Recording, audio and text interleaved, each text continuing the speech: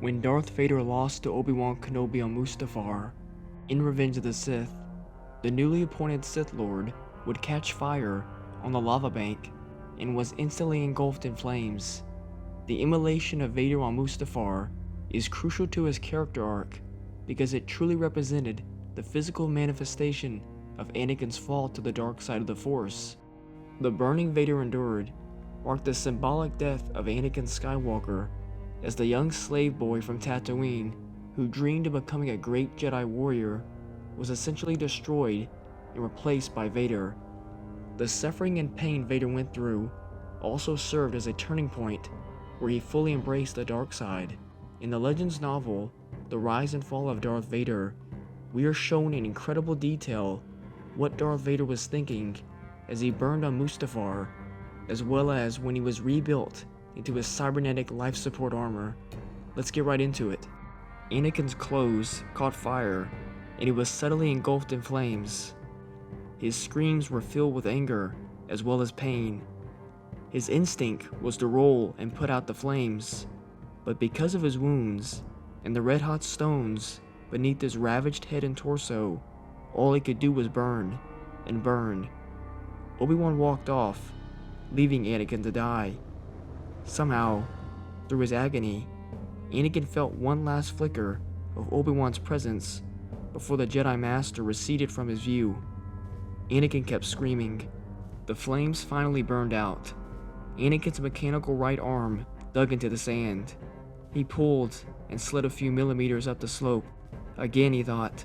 With each small movement, hot volcanic shards scraped and tore at his roasted flesh.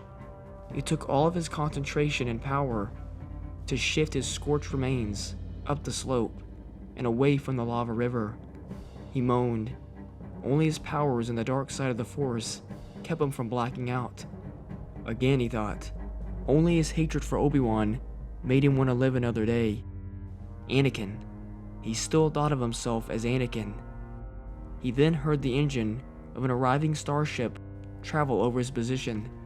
He had no idea how much time had passed before he heard a clone trooper's voice call out, "Your Majesty, this way." Then he heard Palpatine's voice. There he is. He is still alive. Anakin's blackened torso went completely limp as he finally allowed darkness to sweep over him. Anakin awoke on an operating table, surrounded by medical droids. The recently appointed Emperor Palpatine had brought him to a surgical reconstruction center on Coruscant, and the droids were busily attaching robotic limbs to his quivering torso, which was strapped to the table by strong metal belts. The droids were working fast to maintain the precious midichlorians that still existed in Anakin's blood and tissue. To prevent the midichlorians from becoming thinned by intrusive metals and chemicals, the droids were working without anesthetics. Anakin felt everything. He felt each cold metal blade that sliced into his hideously scarred flesh to allow more tools to probe and stabilize his damaged internal organs. He squirmed as his shattered bones were replaced by plastoid, and cringed as lasers grafted the new limbs into place.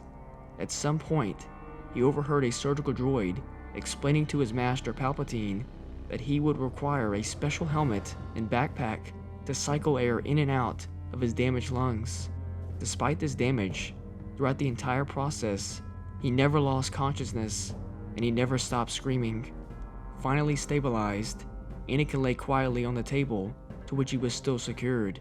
He was clad in a gleaming black life support suit with a lighted control function panel set across his chest. He watched as a robot mechanism above his head slowly lowered a black mask with oval vision receptors and a triangular respiratory vent over his face, while another mechanism placed a helmet over his skull. The helmet and mask locked onto each other as they simultaneously bolted to the armored ring that wrapped around his neck. Fully encased within the pressurized suit, he heard a labored, mechanical rasp, then realized it was the sound of his own breathing. The table then suddenly tilted, raising Anakin's restrained body to a standing position.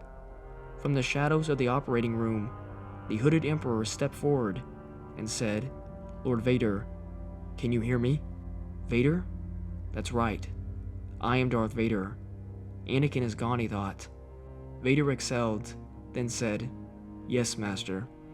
The masked vocabulator had transformed his voice into a commanding baritone.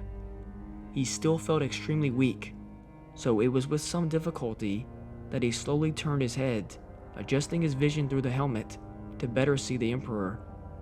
The Emperor's face was gnarled and twisted, deformed by the Sith lightning that had briefly been deflected by Mace Windu during their battle. "Where is Padme?" Vader said in his new voice. After everything that happened, he was still concerned for her. He still loved her. He still wanted to save her life. "Is she safe? Is she alright?" In his most sympathetic tone, Palpatine said, "It seems, in your anger, you killed her." I couldn't have," Vader said with disbelief. "I loved her. I did everything I could to save her." His mind's voice sounded strange to him, weaker than the synth-sized roll of thunder that emitted from his mask. He recalled choking Padme on Mustafar, watching her body crumple and fall on the landing pad. "I didn't mean to," Vader snarled. "She was alive. I felt it." Palpatine took a cautious step backward as Vader moaned with grief and rage. Around the laboratory, equipment and droids began to rupture and burst as Vader lashed out in all directions with his force powers. There was a loud snap of metal as he tore his left arm free from the table, then his right. He lurched forward on alloy legs that were fitted into cumbersome boots until he stood at the edge of the surgical floor. And somehow, through all his anger, he suddenly sensed at least one truth. Padme was dead, along with their unborn child. "No," he bellowed so loud and long that his cry echoed off the walls. Behind his mask, he squeezed his eyes shut in an effort to hold back the tears that he was physically unable to wipe away, but no tears came. He didn't know whether the surgical droids had altered or removed his tear ducts, and he was beyond caring. All he knew for certain was that Padme was gone from him forever, and that there were a few more Jedi still waiting to be killed. Devoid of love for anyone, and unable to feel the touch of anything through his gloved, cybernetic fingers, Darth Vader was finally ready to fully embrace the dark side. And so he did. Thank you all so much for watching. If you enjoyed the video and learned something new, please like and subscribe. And remember, the Force will be with you, always.